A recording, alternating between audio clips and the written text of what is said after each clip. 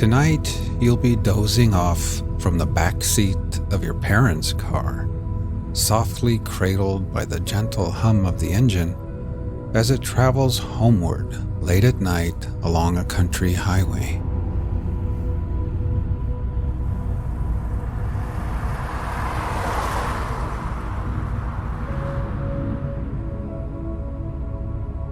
Imagine you are sitting in the back seat with your head nestled into a cozy pillow propped against the window. You are gazing out at the moonlit countryside, and on your face is a soft and secret smile.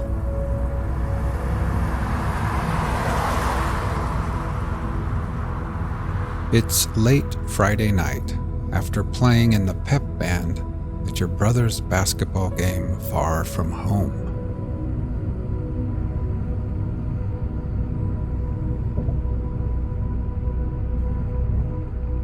Your kid's sister has nodded off already.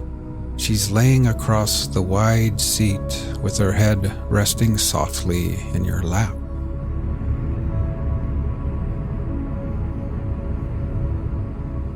You are tired too after a long week of high school and homework, but you're also full of wonder, and that smile on your face is perfectly concealed in the shadows, only illuminated sporadically by the flickering flashes of light cast from the headlights of oncoming cars.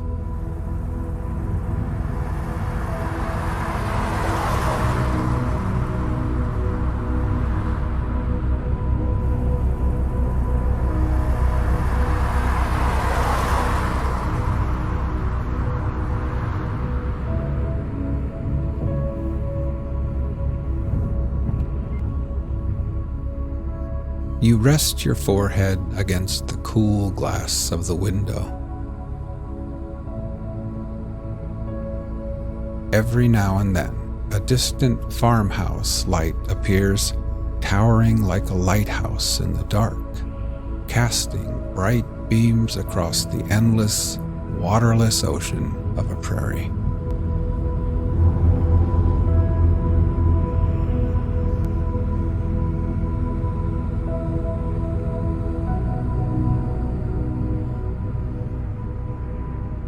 Now, slowly we'll begin to relax.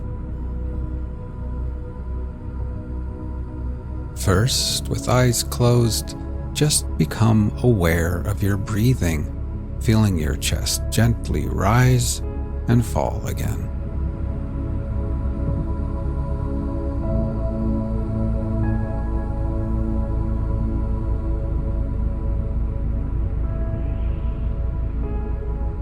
Next, we'll try taking a few deeper breaths, filling our lungs with air, holding it, and then gently exhaling and letting it all go. Ready?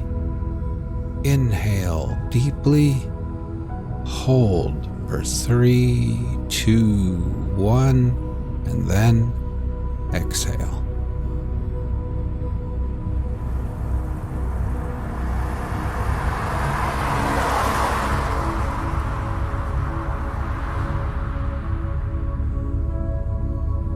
One more time. Breathe in deeply, hold for 3, 2, 1, and then exhale.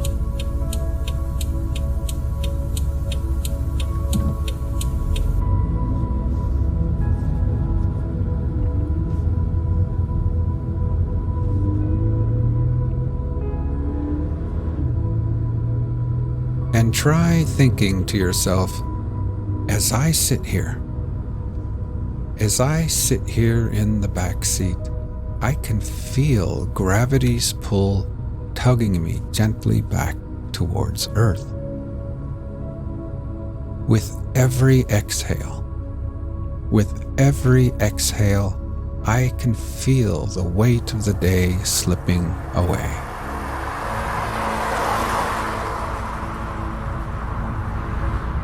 I can feel my feet, my ankles, calves, knees, and my legs, each part of me relaxing deeper and becoming heavier and more relaxed.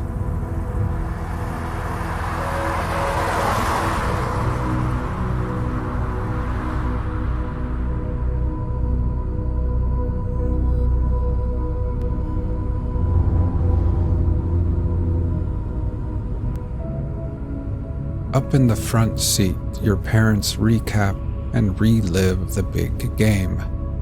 They talk of jump shots and fouls, rebounds and timeouts.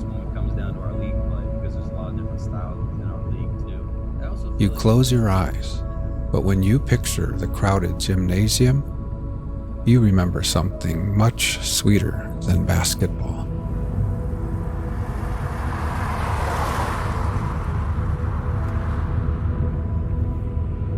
Your mind drifts back, but now the memory of the night is soothing and hypnotic, somehow quieter, as if it all played out in slow motion. Sneakers squeaking on the hardwood floor, cheers blasting out from spirit sections choreographed by cheerleaders and mascots. The aroma of popcorn and hot dogs snaking its way from concessions all the way through the hot air, above the teams and players and referees, and then high into the packed stands where you and the band played and cheered and sang. You quietly reflect on how unexpected your first love appeared in your young life. It feels as if the universe brought it to you slowly, and yet, in the end, also unexpectedly in a flash.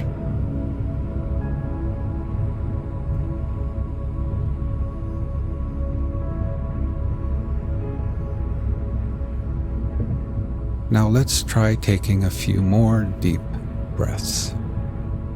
Ready? Breathe in deeply. Hold for 3, 2, 1, and then exhale.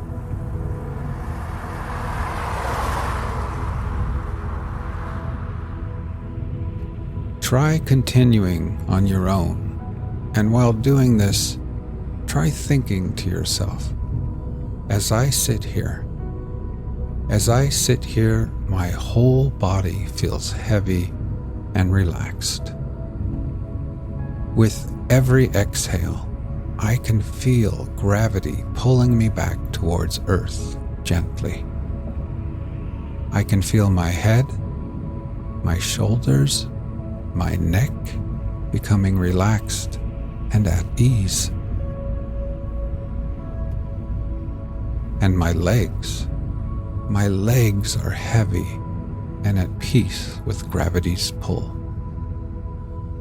Now my whole body, my legs and feet, my arms and hands, my torso, my head and neck and shoulders, my whole body is completely at peace, relaxed, and at ease.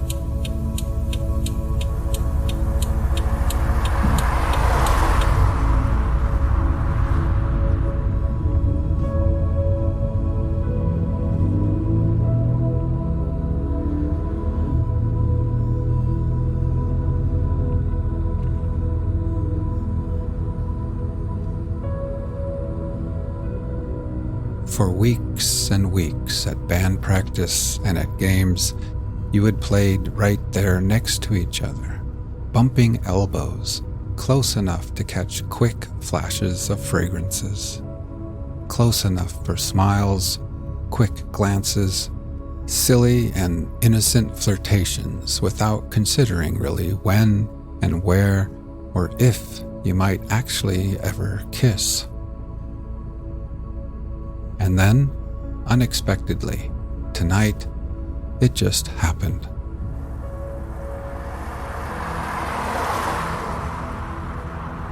while the whole gymnasium was on its feet, the whole world preoccupied with some monumental moment of a basketball game.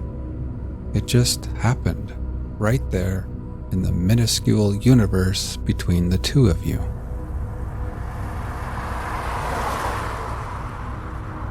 When you think about it now, falling in love was a lot like those farmhouse lights out there in the darkness. Everything approached so slowly at first, off in the distance, hardly moving at all. And then, love gained momentum and approached you carefully and timidly, getting closer and closer, and before you knew it, before you both knew it, true love had rushed up on you in a heartbeat, irresistible and suddenly undeniable.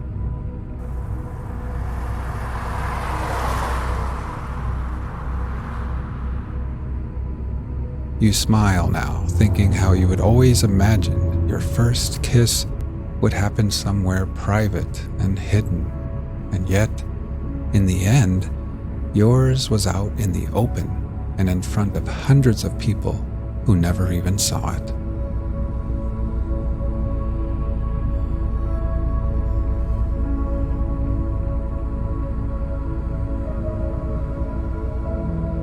As your parents dial in the AM radio, you finally close your eyes and lean back.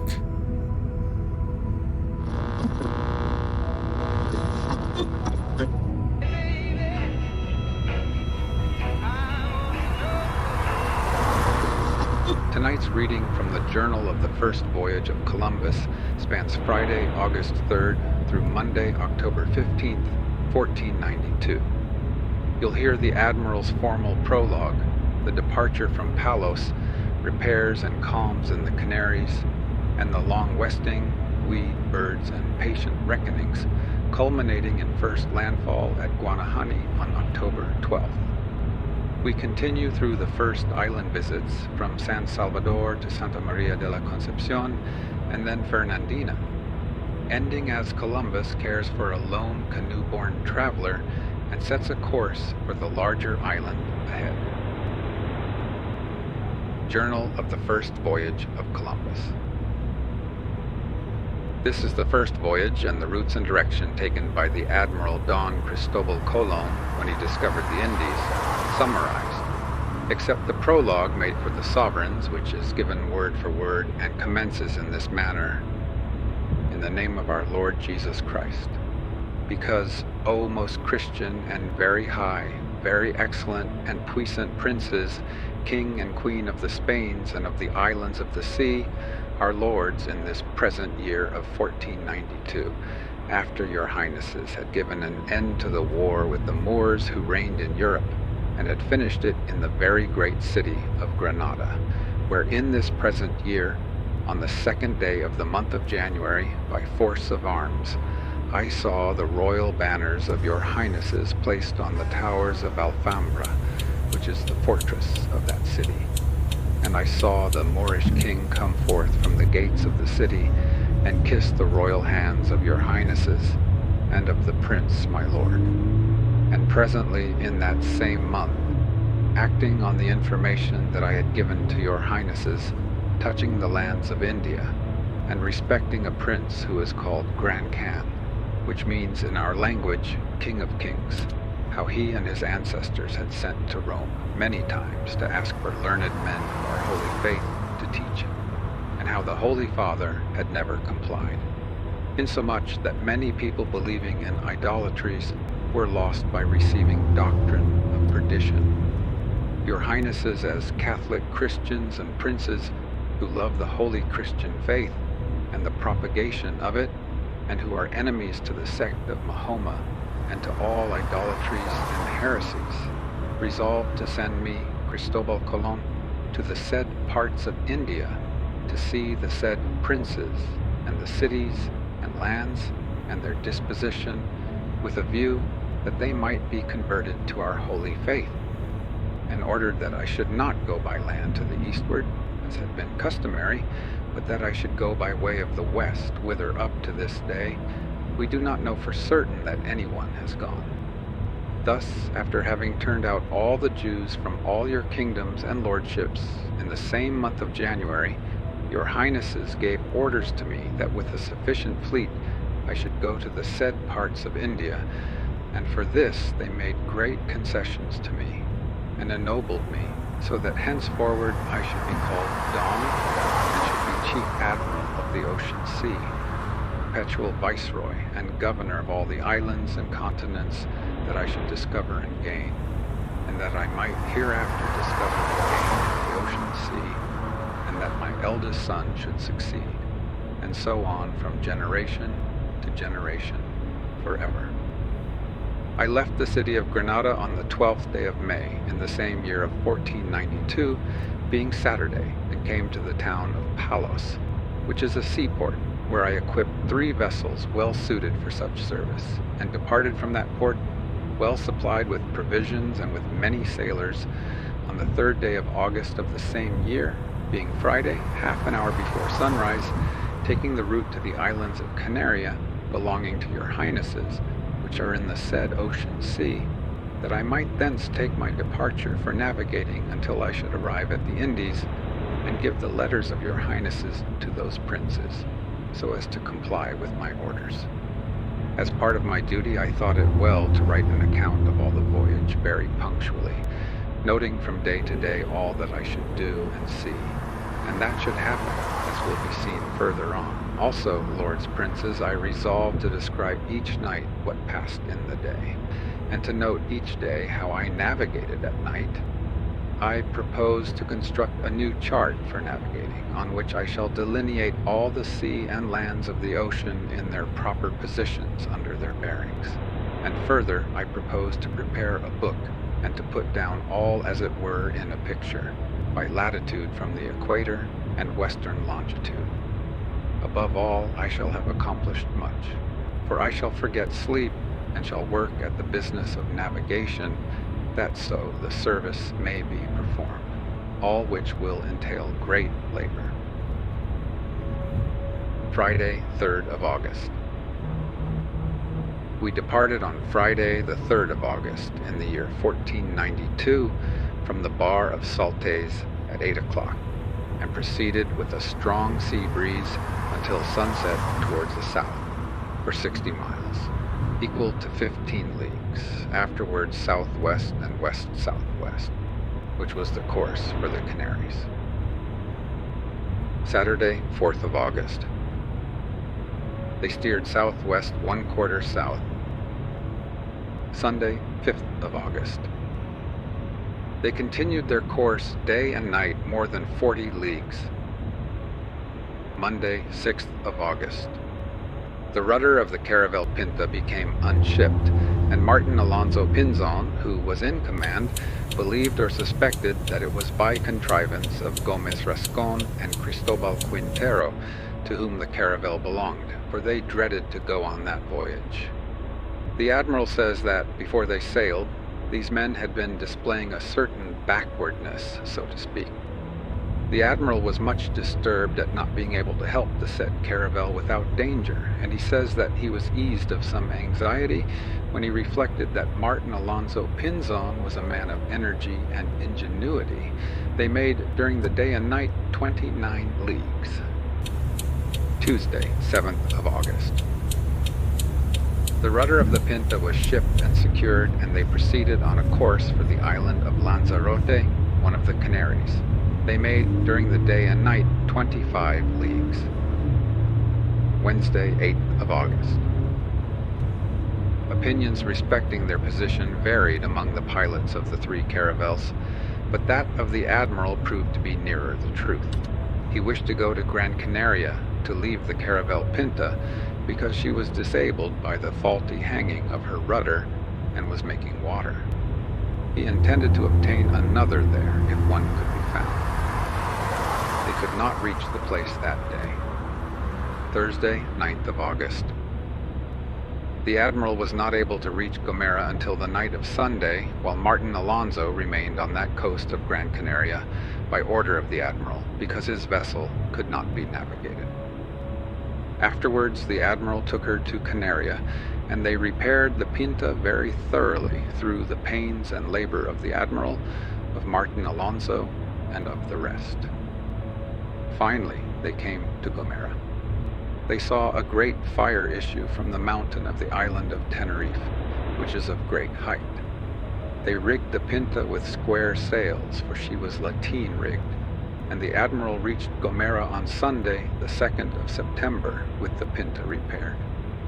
The admiral says that many honorable Spanish gentlemen who were at Gomera with Doña Inés Peraza, mother of Guillén Peraza, who was afterwards the first Count of Gomera, and who were natives of the island of Hierro, declared that every year they saw land to the west of the Canaries, and others, natives of Gomera, affirmed the same on oath. The admiral here says that he remembers when in Portugal in the year 1484, a man came to the king from the island of Madeira to beg for a caravel to go to this land that was seen, who swore that it could be seen every year and always in the same way. He also says that he recollects the same thing being affirmed in the islands of the Azores, and all these lands were described as in the same direction and as being like each other and of the same size. Having taken in water, wood, and meat, and all else that the men had who were left at Gomera by the admiral when he went to the island of Canaria to repair the caravel Pinta, he finally made sail from the said island of Gomera with his 3 caravels on Thursday, the 6th day of September. Thursday, 6th of September. He departed on that day from the port of Gomera in the morning and shaped a course to go on his voyage, having received tidings from a caravel that came from the island of Hierro that 3 Portuguese caravels were off that island with the object of taking him. This must have been the result of the king's annoyance that Colon should have gone to Castile. There was a calm all that day and night, and in the morning he found himself between Gomera and Tenerife. Friday, 7th of September. The calm continued all Friday and Saturday until the 3rd hour of the night. Saturday, 8th of September. At the 3rd hour of Saturday night it began to blow from the northeast, and the admiral shaped a course to the west. He took in much sea over the bows, which retarded progress, and 9 leagues were made that day and night. Sunday, 9th of September. This day the admiral made 19 leagues, and he arranged to reckon less than the number run, because if the voyage was of long duration, the people would not be so terrified and disheartened. In the night he made 120 miles at the rate of 12 miles an hour, which are 30 leagues. The sailors steered badly, letting the ship fall off to northeast, and even more, respecting which the admiral complained many times. Monday, 10th of September. In this day and night he made 60 leagues at the rate of 10 miles an hour, which are 2.5 leagues, but he only counted 48 leagues, that the people might not be alarmed if the voyage should be long. Tuesday, 11th of September. That day they sailed on their course, which was west, and made 20 leagues and more. They saw a large piece of the mast of a ship of 120 tons, but were unable to get it. In the night they made nearly 20 leagues, but only counted 16, for the reason already given. Wednesday, 12th of September. That day, steering their course, they made 33 leagues during the day and night, counting less. Thursday, 13th of September. That day and night, steering their course, which was west, they made 33 leagues, counting 3 or 4 less. The currents were against them. On this day, at the commencement of the night, the needles turned a half point to northwest, and in the morning they turned somewhat more northwest. Friday, 14th of September. That day they navigated on their westerly course, day and night 20 leagues, counting a little less. Here those of the Caravel Niña reported that they had seen a tern and a boatswain bird, and these birds never go more than 25 leagues from the land. Saturday, 15th of September.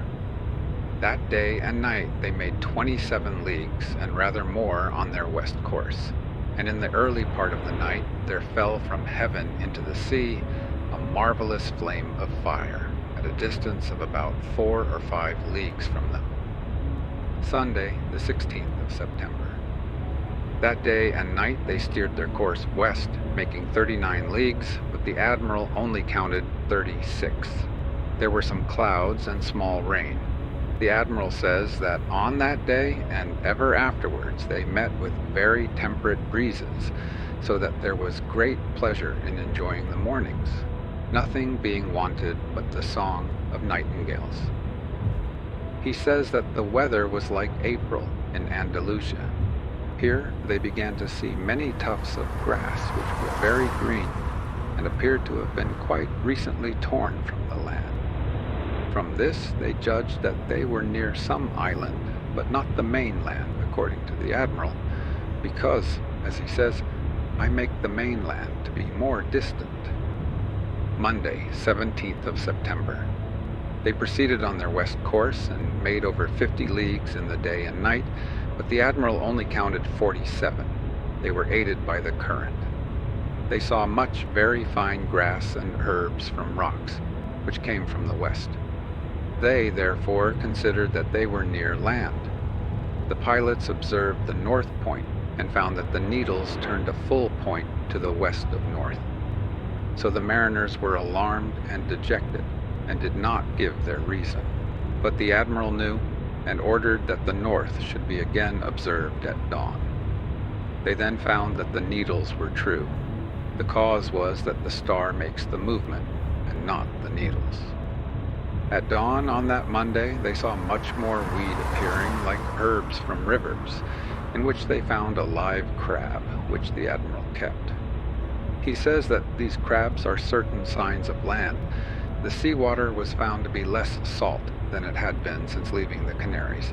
The breezes were always soft. Everyone was pleased, and the best sailors went ahead to sight the first land. They saw many tunny fish, and the crew of the Nina killed one.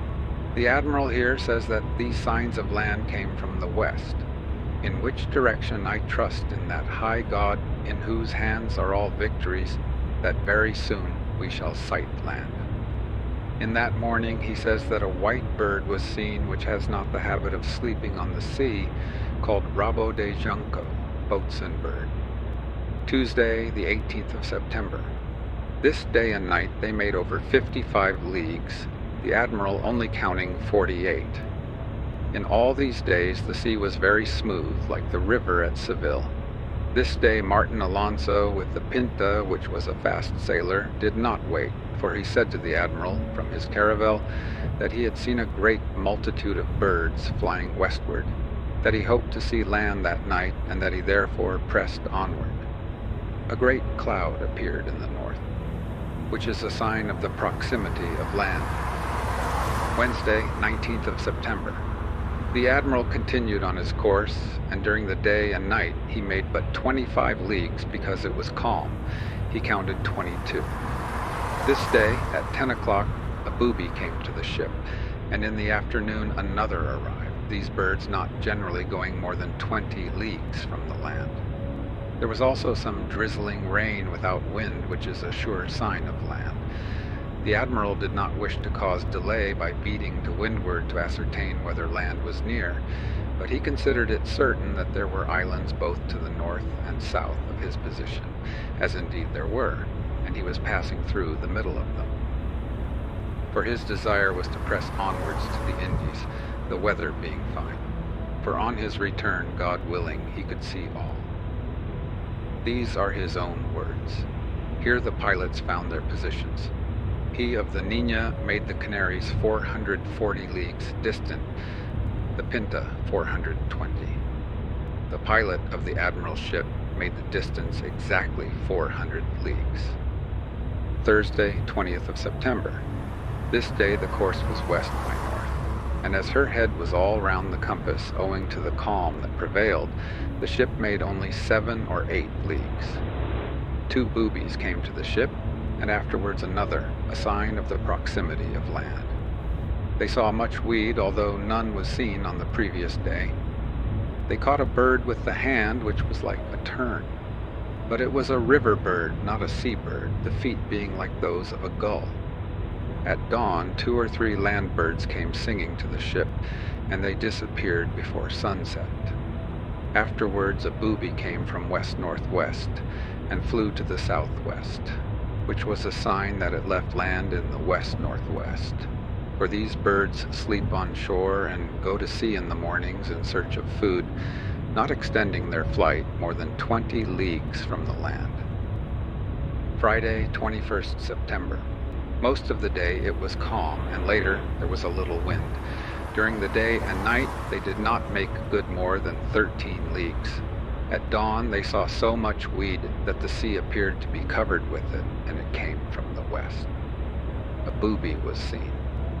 The sea was very smooth like a river, and the air the best in the world. They saw a whale, which is a sign that they were near land, because they always keep near the shore. Saturday, 22nd of September. They shaped a course west-northwest, more or less, her head turning from one to the other point, and made 30 leagues. Scarcely any weed was seen. They saw some sandpipers and another bird. Here, the admiral says, "This contrary wind was very necessary for me, because my people were much excited at the thought that in these seas no wind ever blew in the direction of Spain." Part of the day there was no weed, and later it was very thick. Sunday, 23rd of September. They shaped a course northwest and at times more northerly. Occasionally they were on their course, which was west, and they made about 22 leagues. They saw a dove and a booby, another river bird, and some white birds. There was a great deal of weed, and they found crabs in it. The sea being smooth and calm, the crew began to murmur, saying that here there was no great sea, and that the wind would never blow so that they could return to Spain. Afterwards the sea rose very much without wind, which astonished them. The admiral here says, "Thus the high sea was very necessary to me, such as had not appeared but in the time of the Jews when they went out of Egypt and murmured against Moses who delivered them out of captivity." Monday, the 24th of September. The admiral went on his west course all day and night, making 14 leagues. He counted 12. A booby came to the ship, and many sandpipers. Tuesday, 25th of September. This day began with a calm, and afterwards there was wind. They were on their west course until night. The admiral conversed with Martin Alonso Pinzon, captain of the other caravel Pinta, respecting a chart which he had sent to the caravel 3 days before, on which, as it would appear, the admiral had certain islands depicted in that sea.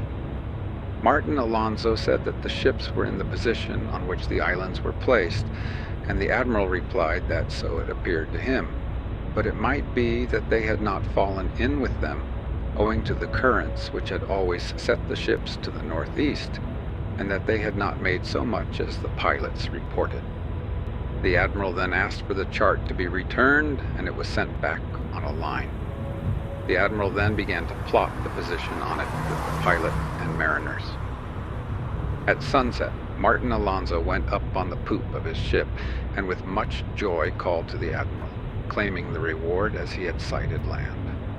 When the admiral heard this positively declared, he says that he gave thanks to the Lord on his knees, while Martin Alonso said the Gloria in Excelsis with his people. The admiral's crew did the same. Those of the Nina all went up on the mast and into the rigging, and declared that it was land. It so seemed to the admiral, and that it was distant 25 leagues. They all continued to declare it was land until night. The admiral ordered the course to be altered from west to southwest, in which direction the land had appeared. That day they made 4 leagues on a west course, and 17 southwest during the night, in all 21. But the people were told that 13 was the distance made good, for it was always feigned to them that the distances were less, so that the voyage might not appear so long. Thus 2 reckonings were kept on this voyage, the shorter being feigned, and the longer being the true one. The sea was very smooth, so that many sailors bathed alongside. They saw many dorados and other fish. Wednesday, the 26th of September. The Admiral continued on the west course until afternoon. Then he altered course to southwest, until he made out that what had been said to be land was only clouds. Day and night they made 31 leagues, counting 24 for the people. The sea was like a river, the air pleasant and very mild. Thursday, 27th of September. The course west and distance made good during day and night, 24 leagues, 20 being counted for the people. Many dorados came, 1 was killed, a boatswain bird came. Friday, 28th of September. The course was west and the distance, owing to calms, only 14 leagues in day and night, 13 leagues being counted. They met with little weed but caught 2 dorados and more in the other ships. Saturday, 29th of September. The course was west and they made 24 leagues, counting 21 for the people. Owing to calms, the distance made good during day and night was not much. They saw a bird called rabiforcado, man-o'-war bird, which makes the boobies vomit what they have swallowed and eats it, maintaining itself on nothing else. It is a sea bird, but does not sleep on the sea and does not go more than 20 leagues from the land. There are many of them at the Cape Verde Islands. Afterwards they saw 2 boobies.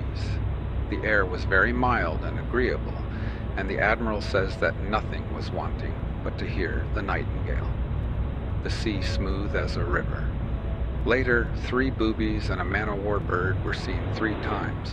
There was much weed. Sunday, 30th of September. The western course was steered, and during the day and night, owing to calms, only 14 leagues were made, 11 being counted. 4 boatswain birds came to the ship, which is a great sign of land, for so many birds of this kind together is a sign that they are not straying or lost. They also twice saw 4 boobies. There was much weed. Note that the stars, which are called Las Guardias, the pointers, when night comes on, are near the western point, and when dawn breaks, they are near the northeast point, so that during the whole night they do not appear to move more than 3 lines or 9 hours, and this on each night. The Admiral says this, and also that at nightfall the needles vary a point westerly, while at dawn they agree exactly with the star. From this it would appear that the North Star has a movement like the other stars, while the needles always point correctly. Monday, 1st of October. Course west and 25 leagues made good, counted for the crew as 20 leagues. There was a heavy shower of rain. At dawn, the Admiral's pilot made the distance from Hierro 578 leagues to the west. The reduced reckoning which the Admiral showed to the crew made it 584 leagues, but the truth which the Admiral observed and kept secret was 707. Tuesday, 2nd of October. Course west, and during the day and night 39 leagues were made good, counted for the crew as 30. The sea always smooth. Many thanks be given to God, says the Admiral, that the weed is coming from east to west, contrary to its usual course. Many fish were seen, and 1 was killed. A white bird was also seen that appeared to be a gull. Wednesday, 3rd of October. They navigated on the usual course and made good 47 leagues, counted as 40. Sandpipers appeared, and much weed, some of it very old and some quite fresh and having fruit. They saw no birds. The Admiral, therefore, thought that they had left the islands behind them, which were depicted on the charts. The Admiral here says that he did not wish to keep the ships beating about during the last week, and in the last few days when there were so many signs of land, although he had information of certain islands in this region. For he wished to avoid delay, his object being to reach the Indies. He says that to delay would not be wise. Thursday, 4th of October. Course west and 63 leagues made good during the day and night, counted as 46. More than 40 sandpipers came to the ship in a flock, and 2 boobies and a ship's boy hit one with a stone. There also came a man-o'-war bird and a white bird like a gull. Friday, 5th of October. The Admiral steered his course, going 11 miles an hour, and during the day and night they made good 57 leagues. As the wind increased somewhat during the night, 45 were counted. The sea was smooth and quiet. To God, he says, be many thanks given, the air being pleasant and temperate, with no weed, many sandpipers, and flying fish coming on the deck in numbers. Saturday, 6th of October. The Admiral continued his west course, and during day and night they made good 40 leagues, 33 being counted. This night, Martin Alonso said that it would be well to steer south of west, and it appeared to the Admiral that Martin Alonso did not say this with respect to the island of Chipango. He saw that if an error was made, the land would not be reached so quickly, and that consequently it would be better to go at once to the continent and afterwards to the islands. Sunday, 7th of October. The west course was continued. For 2 hours they went at the rate of 12 miles an hour, and afterwards 8 miles an hour. They made good 23 leagues, counting 18 for the people.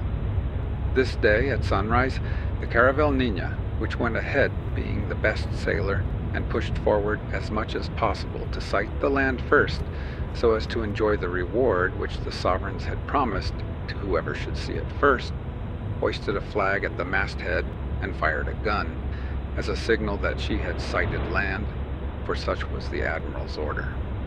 He had also ordered that, at sunrise and sunset, all the ships should join him, because those 2 times are most proper for seeing the greatest distance, the haze clearing away.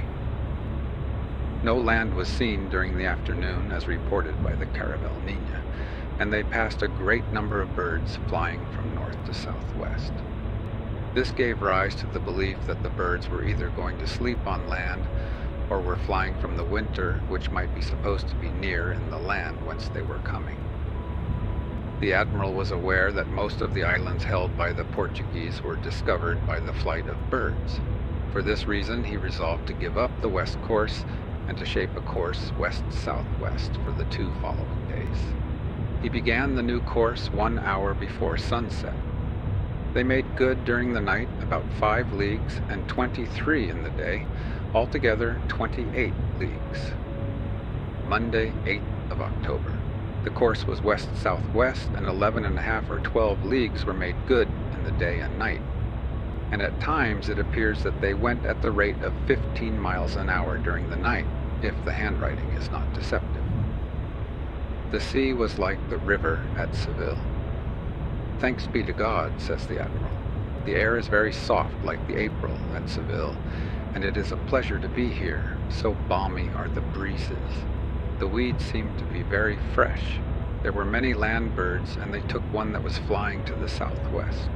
Terns, ducks, and a booby were also seen. Tuesday, 9th of October. The course was southwest, and they made 5 leagues.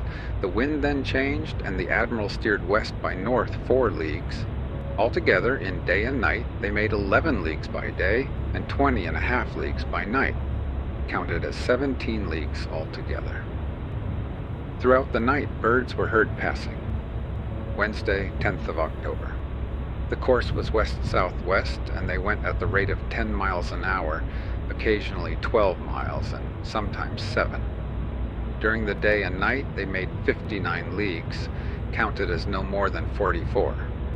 Here the people could endure no longer. They complained of the length of the voyage, but the Admiral cheered them up in the best way he could, giving them good hopes of the advantages they might gain from it. He added that, however much they might complain, he had to go to the Indies, and that he would go on until he found them with the help of our Lord. Thursday, 11th of October. The course was west-southwest, and there was more sea than there had been during the whole of the voyage. They saw sandpipers and a green reed near the ship. Those of the Caravel Pinta saw a cane and a pole, and they took up another small pole which appeared to have been worked with iron. Also another bit of cane, a land plant, and a small board. The crew of the Caravel Niña also saw signs of land and a small branch covered with berries. Everyone breathed afresh and rejoiced at these signs. The run until sunset was 27 leagues. After sunset, the admiral returned to his original west course, and they went along at the rate of 12 miles an hour. Up to 2 hours after midnight, they had gone 90 miles, equal to 22.5 leagues. As the Caravel Pinta was a better sailor and went ahead of the admiral, she found the land and made the signals ordered by the admiral. The land was first seen by a sailor named Rodrigo de Triana, but the admiral, at 10 o'clock, being on the castle of the poop, saw a light, though it was so uncertain that he could not affirm it was land. He called Pero Gutierrez, a gentleman of the king's bedchamber, and said that there seemed to be a light, and that he should look at it. He did so, and saw it.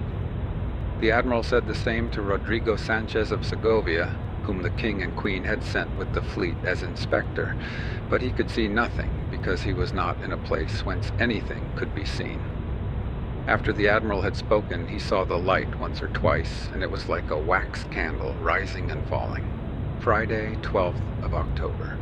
The vessels were hove to, waiting for daylight, and on Friday they arrived at a small island of the Lucayos, called in the language of the Indians Guanahani.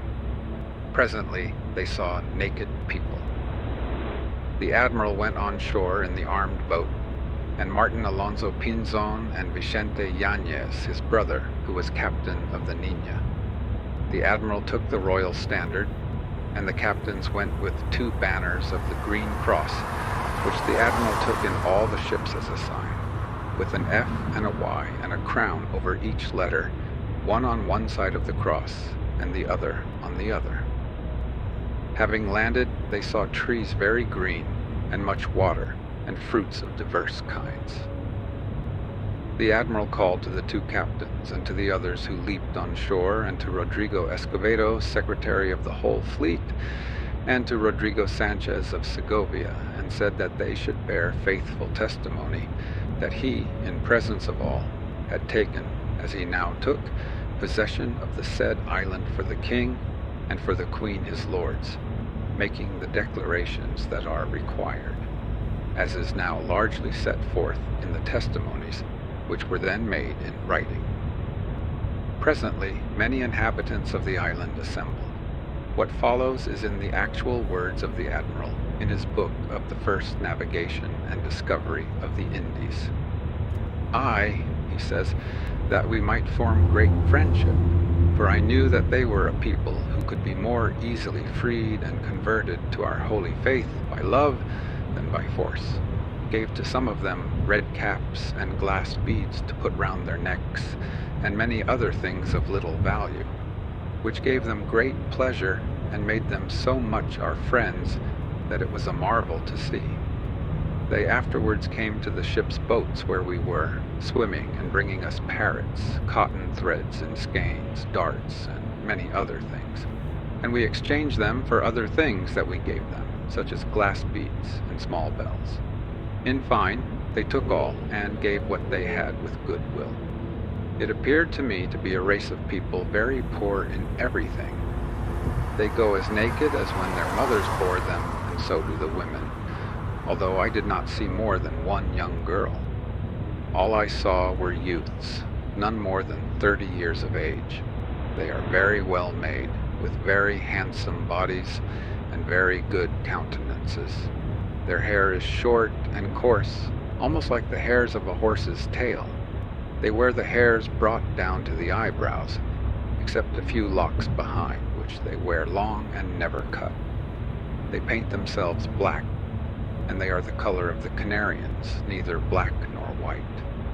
Some paint themselves white, others red, and others of what color they are. Some paint their faces, others the whole body.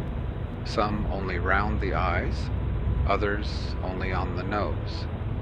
They neither carry nor know anything of arms, for I showed them swords, and they took them by the blade and cut themselves through ignorance. They have no iron, their darts being wands without iron, some of them having a fish's tooth at the end, and others being pointed in various ways. They are all of fair stature and size, with good faces and well made. I saw some with marks of wounds on their bodies, and I made signs to ask what it was, and they gave me to understand that people from other adjacent islands came with the intention of seizing them, and that they defended themselves. I believed, and still believe, that they come here from the mainland to take them prisoners. They should be good servants and intelligent, for I observed that they quickly took in what was said to them, and I believe that they would easily be made Christians, as it appeared to me that they had no religion. I, our Lord being pleased, will take hence at the time of my departure 6 natives for your highnesses, that they may learn to speak. I saw no beast of any kind except parrots on this island. The above is in the words of the Admiral. Saturday, 13th of October. As soon as dawn broke, many of these people came to the beach, all youths, as I have said, and all of good stature, of very handsome people. Their hair is not curly, but loose and coarse, like horsehair, and all the forehead is broad, more so than in any other people I have hitherto seen. Their eyes are very beautiful, and not small, and themselves far from black, but the color of the Canarians. Nor should anything else be expected, as this island is in a line east and west from the island of Hierro in the Canaries.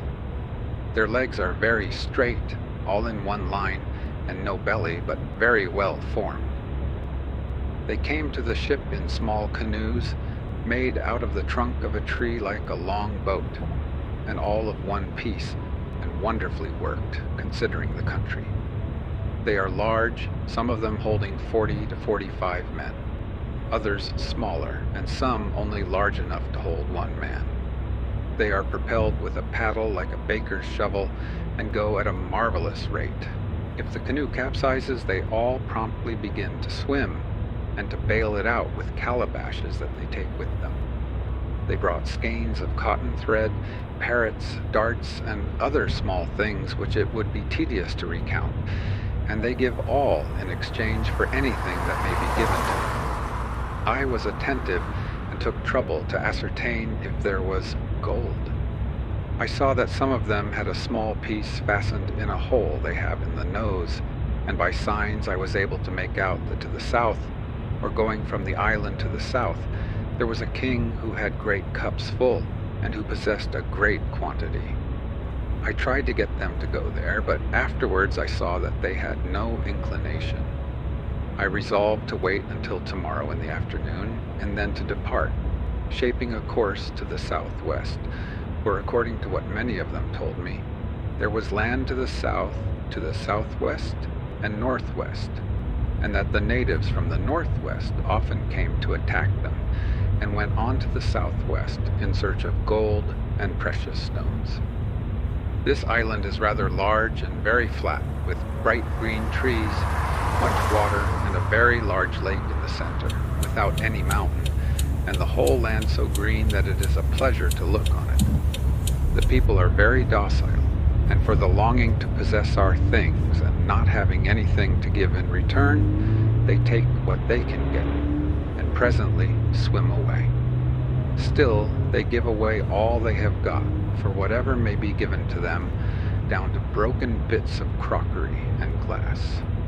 I saw one give 16 skeins of cotton for 3 ciotes of Portugal, equal to 1 blanca of Spain, the skeins being as much as an arroba of cotton thread.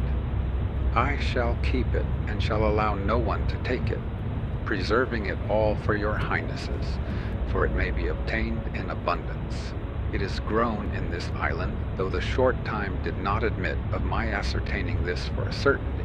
Here also is found the gold they wear fastened in their noses. But in order not to lose time, I intend to go and see if I can find the island of Chipaco. Now, as it is night, all the natives have gone on shore with their canoes. Sunday, 14th of October. At dawn, I ordered the ship's boat and the boats of the caravels to be got ready, and I went along the coast of the island and to the north-northeast to see the other side, which was on the other side to the east, and also to see the villages. Presently I saw 2 or 3, and the people all came to the shore, calling out and giving thanks to God. Some of them brought us water, others came with food, and when they saw that I did want to land, they got into the sea and came swimming to us. We understood that they asked us if we had come from heaven. One old man came into the boat, and others cried out in loud voices to all the men and women to come and see the men who had come from heaven, and to bring them to eat and drink. Many came, including women, each bringing something, giving thanks to God, throwing themselves on the ground and shouting to us to come on shore. But I was afraid to land, seeing an extensive reef of rocks which surrounded the island, with deep water between it and the shore, forming a port large enough for as many ships as there are in Christendom, but with a very narrow entrance. It is true that within this reef there are some sunken rocks, but the sea has no more motion than the water in a well. In order to see all this, I went this morning, that I might be able to give a full account to your highnesses, and also where a fortress might be established. I saw a piece of land which appeared like an island, although it is not one, and on it there were 6 houses. It might be converted into an island in 2 days, though I do not see that it would be necessary. For these people are very simple as regards the use of arms, as your highnesses will see from the 7 that I caused to be taken, to bring home and learn our language and return. Unless your highnesses should order them all to be brought to Castile, or to be kept as captives on the same island. For with 50 men they can all be subjugated and made to do what is required of them. Close to the above peninsula there are gardens of the most beautiful trees I ever saw, and with leaves as green as those of Castile in the month of April and May, and much water. I examined all that port, and afterwards I returned to the ship and made sail. I saw so many islands that I hardly knew how to determine to which I should go first. Those natives I had with me said, by signs, that there were so many that they could not be numbered, and they gave the names of more than 100. At last I looked out for the largest and resolved to shape a course for it, and so I did. It will be distant 5 leagues from this of San Salvador, and the others some more, some less. All are very flat, and all are inhabited. The natives make war on each other, although these are very simple-minded and handsomely formed people. Monday, 15th of October. I had laid by during the night with the fear of reaching the land to anchor before daylight, not knowing whether the coast was clear of rocks, and at dawn I made sail. As the island was more than 5 leagues distant and nearer 7, and the tide checked my way. It was noon when we arrived at the said island. I found that side facing towards the island of San Salvador trended north and south with a length of 5 leagues, and the other, which I followed, ran east and west for more than 10 leagues. As from this island I saw another larger one to the west, I clewed up the sails after having run all that day until night. Otherwise, I could not have reached the western cape. I gave the name of Santa Maria de la Concepcion to the island, and almost as the sun set, I anchored near the said cape to ascertain if it contained gold. For the people I had taken from the island of San Salvador told me that here they wore very large rings of gold on their arms and legs. I really believed that all they said was nonsense, invented that they might escape. My desire was not to pass any island without taking possession, so that one having been taken, the same may be said of all. I anchored and remained until today, Tuesday, when I went to the shore with the boats armed and landed. The people, who were numerous, went naked and were like those of the other island of San Salvador. They let us go over the island and gave us what we required. As the wind changed to the southeast, I did not like to stay, and returned to the ship. A large canoe was alongside the Niña, and one of the men of the island of San Salvador, who was on board, jumped into the sea and got into the canoe. In the middle of the night before, another swam away behind the canoe, which fled, for there never was boat that could have overtaken her, seeing that in speed they have a great advantage. So they reached the land and left the canoe. Some of my people went on shore in chase of them, but they all fled like fowls, and the canoe they had left was brought alongside the caravel Niña. With her, from another direction, another small canoe came, with a man who wished to barter with skeins of cotton. Some sailors jumped into the sea, because he would not come on board the caravel, and seized him. I was on the poop of my ship, and saw everything. So I sent for the man, gave him a red cap, some small beads of green glass, which I put on his arms, and small bells, which I put in his ears, and ordered his canoe, which was also on board, to be returned to him. I sent him on shore, and presently made sail to go to the other large island which was in sight to the westward. I also ordered the other large canoe, which the caravel Niña was towing astern, to be cast adrift. And I soon saw that it reached the land at the same time as the man to whom I had given the above things. I had not wished to take the skein of cotton that he offered me. All the others came round him and seemed astonished, for it appeared clear to them that we were good people. The other man who had fled might do us some harm, because we had carried him off, and for that reason I ordered this man to be set free, and gave him the above things, that he might think well of us. Otherwise, when your highnesses again send an expedition, they might not be friendly. All the presents I gave were not worth 4 maravedis. At 10 we departed with the wind southwest, and made for the south to reach that other island, which is very large, and respecting which all the men that I bring from San Salvador make signs that there is much gold, and that they wear it as bracelets on the arms, on the legs, in the ears and nose, and round the neck. The distance of this island from that of Santa Maria is 9 leagues on a course east to west. All this part of the island trends northwest and southeast, and it appeared that this coast must have length of 28 leagues. It is very flat, without any mountain, like San Salvador and Santa Maria, all being beach without rocks, except that there are some sunken rocks near the land, whence it is necessary to keep a good lookout when it is desired to anchor and not to come to very near the land. But the water is always very clear, and the bottom is visible. At a distance of 2 shots of a lombard, there is, off all these islands, such a depth that the bottom cannot be reached. These islands are very green and fertile, the climate very mild. They may contain many things of which I have no knowledge, for I do not wish to stop in discovering and visiting many islands to find gold. These people make signs that it is worn on the arms and legs, and it must be gold, for they point to some pieces that I have. I cannot err with the help of our Lord in finding out where this gold has its origin. Being in the middle of the channel between these 2 islands, that is to say, that of Santa Maria and this large one, to which I give the name of Fernandina, I came upon a man alone in a canoe going from Santa Maria to Fernandina.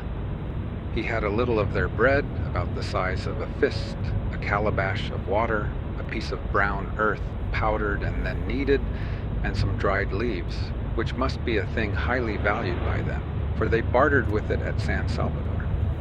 He also had with him a native basket with a string of glass beads, and 2 blancas, by which I knew that he had come from the island of San Salvador, and had been to Santa Maria, and thence to Fernandina. He came alongside the ship, and I made him come on board as he desired, also getting the canoe inboard, after taking care of all his property. I ordered him to be given to eat bread and treacle, and also to drink. And so I shall take him on to Fernandina, where I shall return everything to him. Order that he may give a good account of us, that, our Lord pleasing, when your highnesses shall send here, those who come may receive honor, and that the natives may give them all they require.